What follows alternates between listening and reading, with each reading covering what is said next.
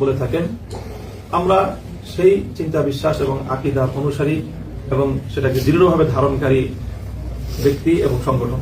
মাওলানা মওদুদী সাহেবের প্রতিষ্ঠিত জামাতে ইসলামী নামে যে সংগঠন রয়েছে, এই সংগঠনের সাথে আমাদের পূর্বসূরীদের আকাবির আসলাফদের যুগ থেকেই আমাদের যে আকীদাগত চিন্তাগত যে মতপার্থক্য আছে, সেই মতপার্থক্য সম্পূর্ণ আপন জায়গায় চলমান রাজনৈতিক প্রেক্ষাপটকে মোকাবেলা করার জন্য বৃহত্তর চিন্তার ভিত্তিতে ঐক্য তৈরি করা হয়েছে।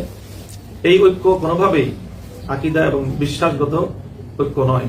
আমাদের এই রাজনৈতিক ঐক্যের সুবাদে অনেকে এই ধরনের বিভ্রান্তি সৃষ্টির পায়তারা চালায় বা প্রচেষ্টা করে যে আমাদের মধ্যে আদর্শগত বা আকীদাগত ঐক্যমত প্রতিষ্ঠিত হয়েছে রাজনৈতিক ঐক্যের মধ্য দিয়ে।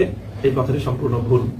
কাজে আমি বাংলাদেশের যারা মূলধারার হক্কানি আলেম ওলামাদের অনুসারী যারা আছেন, তাদের সকলের প্রতি আমি এই ব্যাপারে উদাত্ত আহ্বান রাখছি যে আপনারা এই ধরনের কোনো বিভ্রান্তির শিকার হবেন না।